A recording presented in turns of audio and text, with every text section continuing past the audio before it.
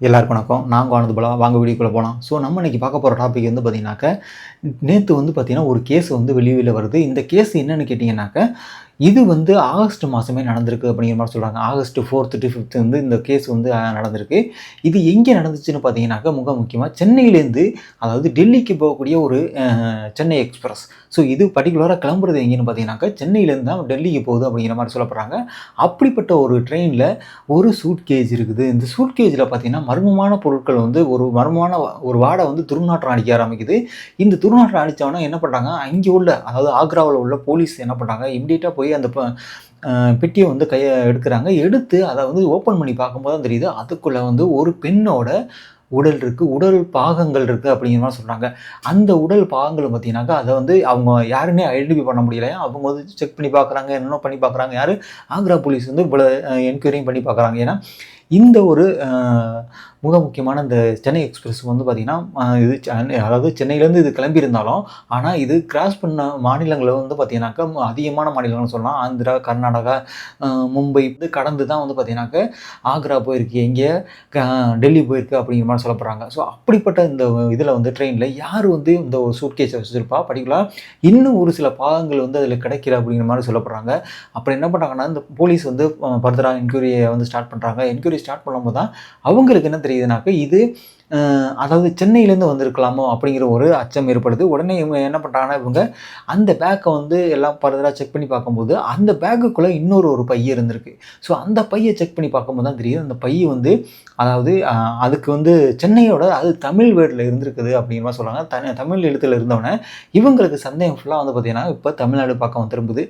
தமிழ்நாட்டிலேருந்து யார் யார் வந்தாங்க அப்படிங்கிறத வந்து இவங்க இங்கேருந்து யாரு ஆக்ரா போலீஸ் என்ன பண்றாங்கனாக்க, சென்னையில உள்ள அந்த ரயில்வே ஸ்டேஷன்ல உள்ள போலீஸ் அவங்களுக்கு வந்து ஒரு மெயில் பண்றாங்க. அவங்க போய் செக் பண்ணி பார்க்கும்போது தான் தெரியுது, அந்த சிசிடிவி எல்லாத்தையும் வந்து செக் பண்ணி பார்க்குறாங்க. ஏன்னா, ஒரு நாளைக்கு வந்து அதாவது லட்சக்கணக்கான பேர் வந்து ட்ரெயின்ல வந்து பயணம் பண்ணுவாங்க. நம்ம உள்ளூர்லயா இருக்கட்டும், அது மட்டும் இல்லாம வெளி மாநிலங்கள்லேருந்து அதிகமா வந்து அங்கே வந்து பயணம் பண்ணுவாங்க. அப்படி பண்றவங்கள வந்து இவங்க 350க்கு மேற்பட்ட சிசிடிவி கேமராக்கள வந்து செக் பண்ணி பார்க்குறாங்க. 350 சிசிடிவி கேமராக்கள்ங்கிறது பார்த்தீங்கன்னா ஹியூஜ்.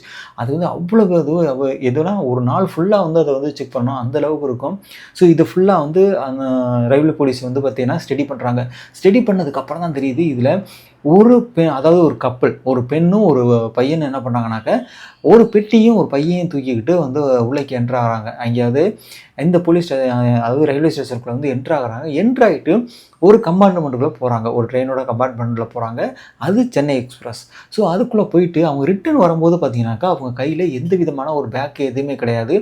இதுதான் வந்து பார்த்தீங்கன்னா, போலீஸுக்கு மிகப்பெரிய ஒரு அதிர்ச்சி ஏற்படுத்துது.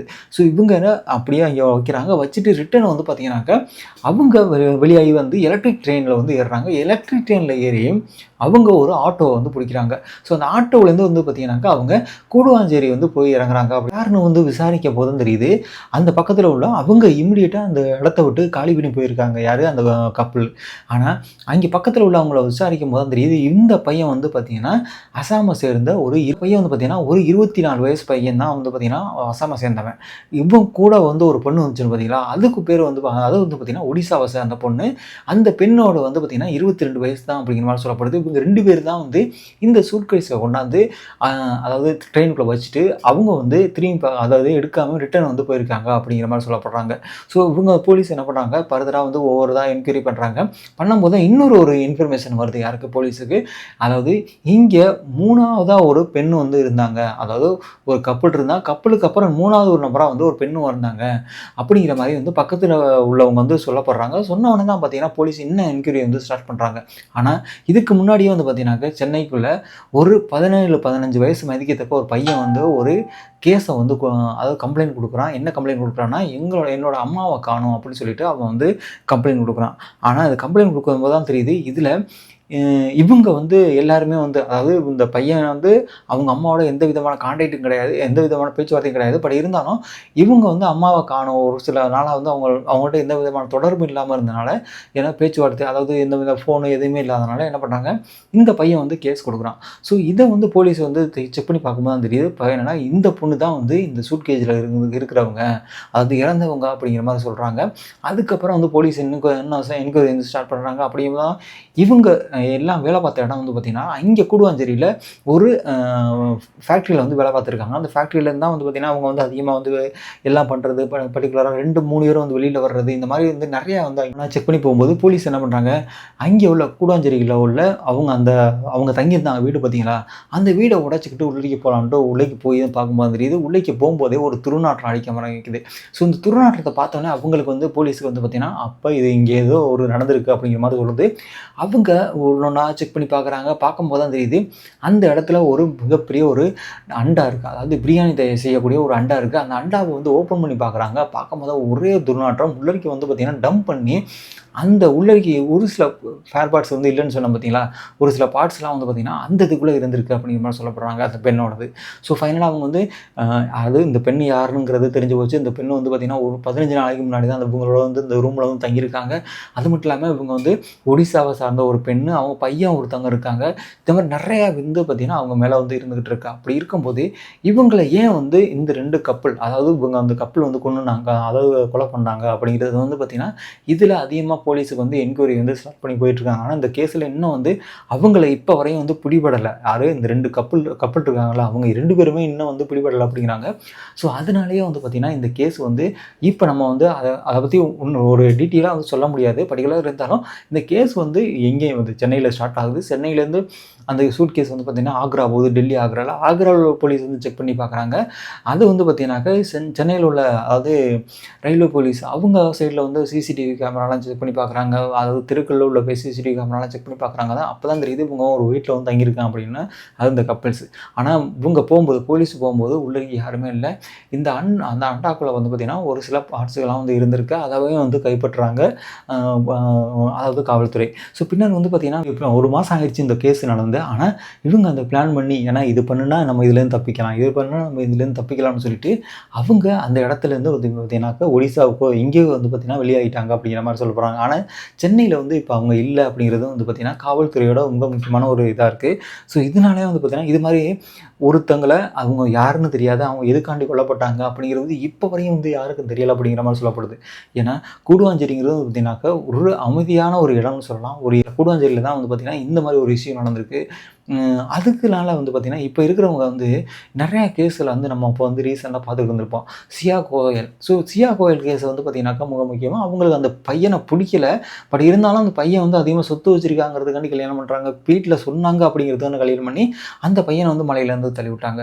அதே மாதிரி வந்து பார்த்திங்கன்னா சோனம் கேஸும் அதே மாதிரி சேம் பேட்டர்ன் தான். ஏன்னா இந்த பொண்ணு வந்து இன்னொருத்தனை லவ் பண்ணுறாங்க. இந்த சியா கோயல் மாதிரியே இந்த பொண்ணு வந்து இன்னொரு பையனை லவ் பண்ணுறாங்க. லவ் பண்ணியும் வந்து கல்யாணம் பண்ணுறாங்க. கல்யாணம் பண்ணதுக்கப்புறம் வந்து பார்த்திங்கன்னா இந்த பையனும் அந்த பொண்ணு சேர்ந்தே வந்து பார்த்திங்கன்னா அந்த சோனம் அவங்களோட இதை வந்து கொள்கிறாங்க.